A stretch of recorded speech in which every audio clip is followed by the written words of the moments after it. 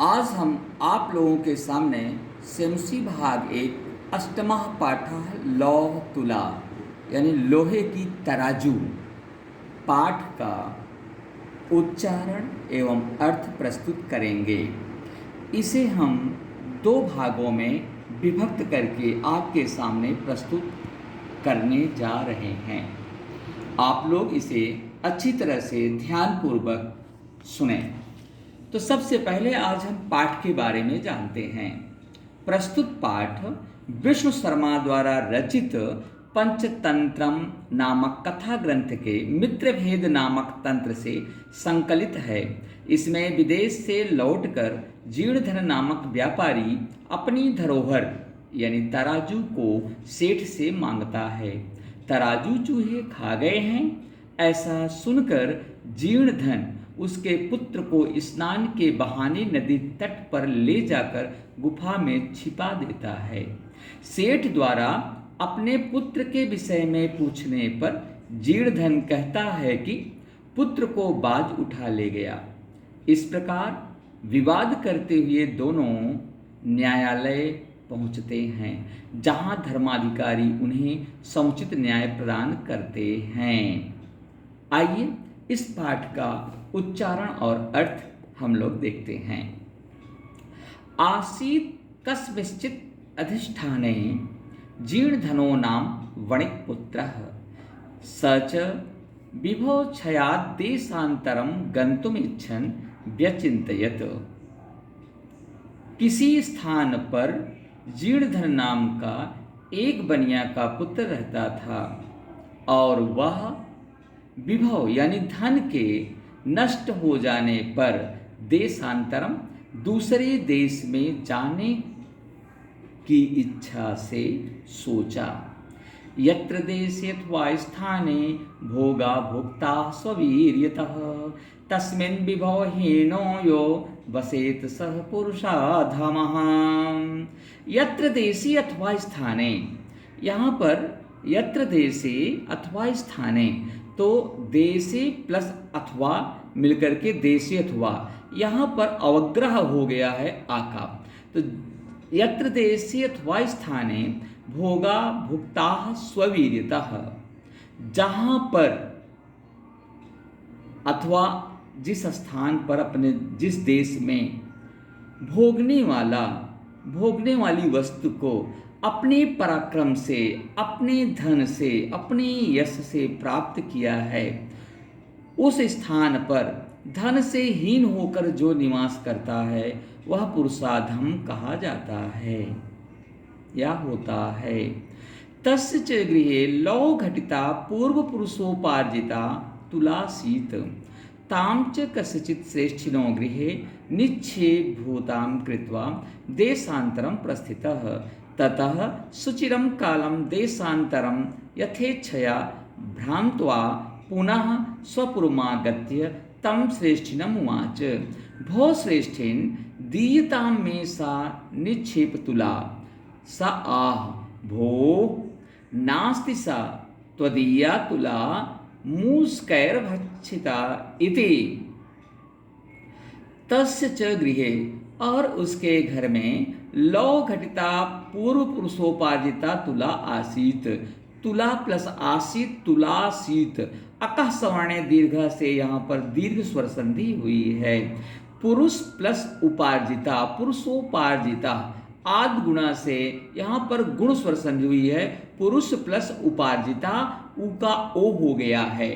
ठीक है बेटा, आपको मैं व्याकरण बताते चल रहा हूँ जिससे आपको बाद में भाषिक कार्य में के अन्वेषण में कोई भी परेशानी और दिक्कत ना हो। तस्य च गृहे लौह घटिता पूर्व पुरुषोपार्जिता तुला आसीत, और उसके घर में लौह घटिता माने लोहे की बनी हुई। तो घटिता का अर्थ बनी हुई से नहीं होता बल्कि उसमें ढली हुई। तराजू भी दो प्रकार से बनती है, एक ढलुआ जो कि ढाल दी जाती है, उसी में एक सांचे में ढाल कर बनाई जाती है, उसे घटिता कहते हैं, और जो बनाई जाती है उसे निर्मिता कहते हैं। तो यहाँ पर घटिता शब्द का प्रयोग हुआ है। इसका मतलब लोहा जो है वो एक सांचे में ढाल करके घटित करके तराजू बनाई गई है। और ऐसी तराजू उसके पूर्वजों यानी पूर्वजों के द्वारा सुरक्षित रखी गई थी। ताम च कस्यचित् श्रेष्ठिनो गृहे निक्षेप भूताम कृत्वा देशांतरम प्रस्थितः। और उसको किसी सेठ के घर में निक्षेप भूताम माने धरोहर के रूप में रख करके दूसरे देश को गया। देश प्लस अंतरम देशांतरम, यहां पर भी अकः सवर्ण दीर्घ से दीर्घ स्वर संधि हुई है। ततः सुचिरम कालम देशांतरम यथेच्छया भ्रांत्वा पुनः स्वपुरमागत्य तम श्रेष्ठिनम उवाच। उसके बाद में सुचिरम बहुत देर तक, बहुत दिनों तक, देशांतरम दूसरे देश में, यथेच्छया यथा प्लस इच्छया यथेच्छया, यहां पर भी आकाश सवर्ण दीर्घ से दीर्घ स्वर संधि हुआ है, यथा प्लस इच्छया।